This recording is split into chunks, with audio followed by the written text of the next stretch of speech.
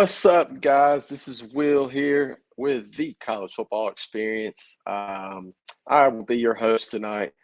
You're probably wondering where Gus is at. He is currently sick right now, so Gus, hope you get to feeling better, buddy. Um, so if you tuned in, obviously you know we are talking about the Florida Gators tonight.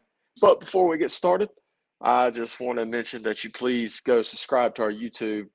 Follow us on Spotify and Apple Podcasts. Go give us a follow on TikTok and Instagram. And it'd be very much appreciative. I do run the TikTok page and the Instagram. Gus edits our YouTube videos. As y'all do know, we got a chance to go experience 3 college campuses this past year. It was a great experience. Can't wait to go this year in the 24 season. I think our first game is going to be the Florida-Miami game. Super excited about going to experience that. And that being said, let's get started with tonight's show. Probably a little short episode, but wanted to give a quick update. Kind of want to do some updates on some teams, talk about their recruiting classes. The recruiting season's kind of coming to an end here soon, with the 24 class being wrapped up in February. Transfer portal is about to end the first transfer portal, and then we'll have the second transfer portal in after spring ball. So let's kind of go ahead and jump on in it. First being the Florida Gators 24 recruiting class. Man, let me tell you guys something. This class had a lot of momentum going into the football season. We were ranked all the way up at 3rd at one point. One of the best recruiting classes in the country. Had a lot of momentum. Got all the way to the end of the year. We were kind of top 5, and then kind of on signing day, you know, we kind of lost a few guys. Waller flipped to Auburn. Marius Williams flipped to Auburn as well, and then Xavier flipped to Texas. Kind of some big hits, but still, this is still a really talented class. A lot of needed positions are coming in. You know, we have the big names like 5-star plus DJ Lagway, LJ McCray, and then we have guys like Miles Graham, Aaron Childs coming in there. Contributing to this class.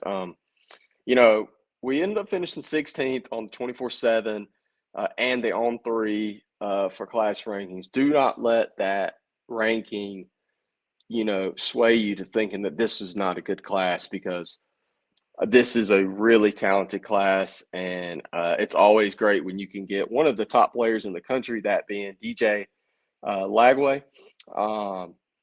Super excited to see some of these guys come in here. The transfer portal class isn't done yet. We've got guys. I think the 2 guys that kind of stand out to me is Pup Howard from South Carolina, and then Joey Slackman from Princeton. 2 needs for Florida. Our linebacker room has completely been reshuffled. It's going to be a brand new room this year. One of our better rooms, I would say. And then getting Joey, kind of that defensive tackle, defensive end type position coming in there. Definitely a need for Florida. Something I want to see them get in the portal. I would love to see them get a few more DBs, and then I'd love to get some offensive tackle and defensive tackle. I feel like this is definitely a need for Florida to improve and compete in the SEC, especially in this schedule that we're about to face. In 2024. It's no secret that Florida probably has the toughest schedule in the country, and we'll have a future video on that. I'm sure it'll be the whole video will be about it. So, with that being said, I think some guys who can come in and make some instant impacts will be LJ McCray and possibly the 2 linebackers I've already discussed. We did bring in some really fast wide receivers, guys who can run in the 10 seconds in the 100 meters. I think they're like 10.6. And then we got some really good running backs coming in. I got to see one firsthand at Columbia when he played Callaway this year. which I think that was a huge get. We actually beat Alabama to get him. So if anytime Alabama and former coach Nick Saban wants a guy, it's really great when you beat somebody out for a top recruit. But I still think they're trying hard. They're working hard every day to get some transfer guys and to finish this 24 class out. The 25 class is starting to be built. We currently have 3 guys that are committed to us right now, with one that just got committed today, January the 15th, top 100 defensive lineman, top player in the country, top 100 player in the country. Excited to see if we can build another class very similar to the 24 class. Can we hang on to it? I think the product on the field is going to really help. We got to win some ball games this year. You got to show some promise. You got to show that we are improving, which the record didn't show. I do think we improved from 22 to 23 defensively a little bit, but it was just offensively, the offensive line. We just couldn't really block enough, or we just didn't really have the pass blocking to be able to have the explosive plays. And that's something I'm looking forward to. And a bunch of these guys, this is one of the best offensive line classes we've had in a while, to come in here and see if these guys can make some plays. Next, the Gators made some coaching changes this year. Super excited about having these guys jump on board. First, Jay Bateman, he got a promotion going to Texas A&M, being the defense coordinator. We was kind of blindsided by this promotion. Texas A&M kind of leaked the promotion there before he could go tell Coach Napier, supposedly. Word on the street is. But we are replacing him with Ron Roberts, he was the defense coordinator at Auburn this past year. Been a defense coordinator at Baylor, was the defense coordinator for Coach Napier at Louisiana. And so they're very familiar with each other. Coach Napier is very familiar with him. I believe Austin Armstrong was his GA for 1 year before he left for Georgia. Correct me if I'm wrong on that, but so I do think, this is really good for Austin to have this veteran type guy in there to help him with the play call and the game planning, getting ready for the week-to-week grind of the SEC. But Ron Roberts does have a heck of a title. So co-defensive coordinator, inside linebackers coach, executive head coach of the defense. I'm excited to see what the executive head coach of the defense does. If he's not the defensive coordinator, kind of see what his game day job is going to be.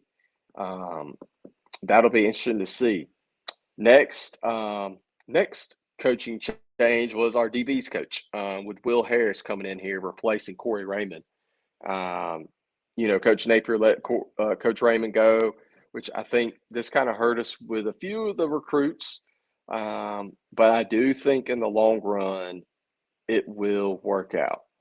I think developing was a big deal for Coach Napier, and we just didn't see the secondary get better this year.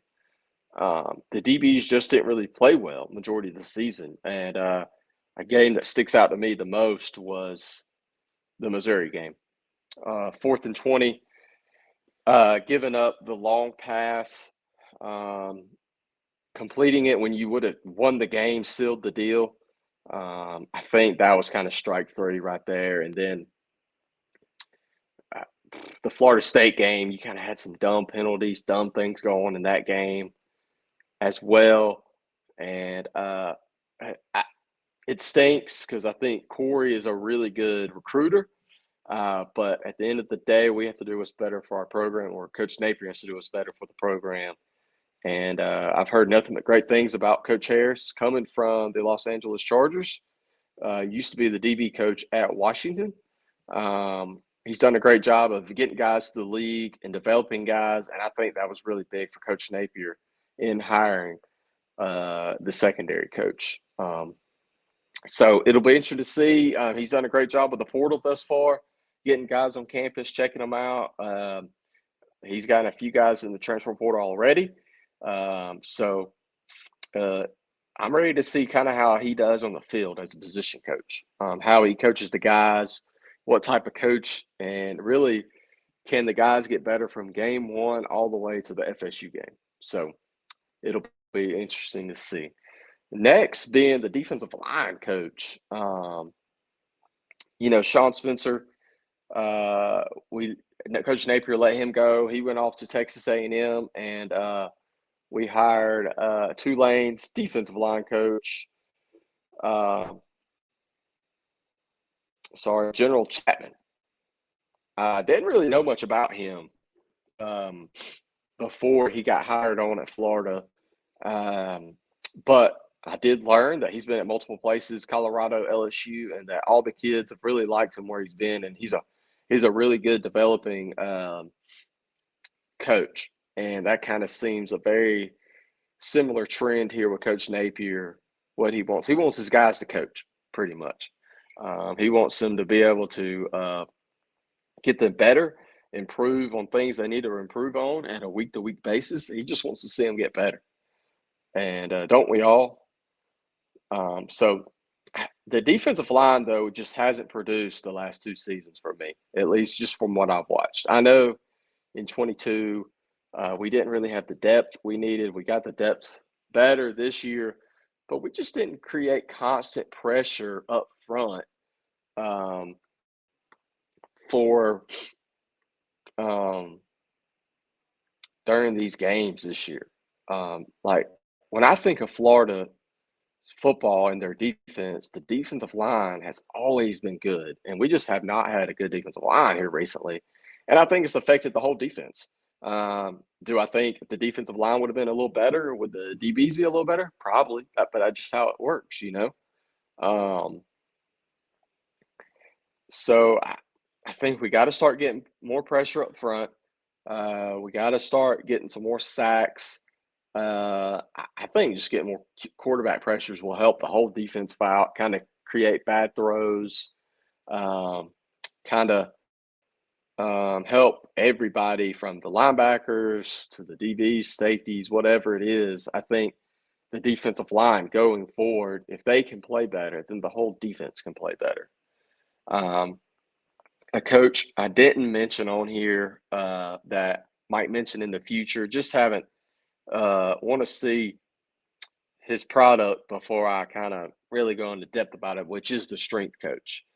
I've heard that first week or two has been very difficult, as it should be, but I want to get some more information on it before I kind of go in depth on it. But a strength coach was definitely needed. We've kind of had some big injuries the past 2 years with Florida, especially down the stretch, and especially this past season where we just didn't finish and we didn't have our key guys in key games. And I just think it was time to make that change. And then we got a new nutritional coach. Don't really have much to say on it, but I think it's good that Coach Napier's trying to make changes, that he sees things that he wants to change and that he's trying to change them. So it's been a pretty busy offseason for Florida thus far. Coaching changes, the recruiting. We didn't finish as strong as we wanted on the recruiting side. It kind of feels like every time we take 3 steps up, 4 steps backwards. So if we could just kind of put our heads down, get through the spring, get some portal kids in there to fill some depth needs, or kind of improve the offensive line, improve the secondary, wide receiver position. I think those are kind of our 3 needs right now. If we can kind of get those things figured out, put our head down, grind it out, get through the summer without nothing crazy happening, build on this 25 class, I think we can have a pretty good 24. I can't wait to break the schedule down with you guys. It's a fun schedule. It looks really tough if you just look at it, but if you go into depth in it, it's a winnable schedule. Um, but you know, just want to see Coach Napier and then finish strong in this recruiting cycle. I know I believe in him. I love what he's doing in Florida. He's one of my favorite coaches that we've had in a while. So that being said, I appreciate you guys for tuning in. Please go subscribe to our YouTube channel, watch our TikTok videos, share them with people. Go follow us on Instagram. Go listen. You can go listen to our podcasts at many different places, such as Spotify and Apple. So appreciate you guys tuning in. We will see you next time. Gus, hope you get feeling better, buddy. Can't wait to talk a little ball with you and talk about the rest of these teams' recruiting cycles and transfer portal. That being said, see you guys later. Appreciate you all tuning in.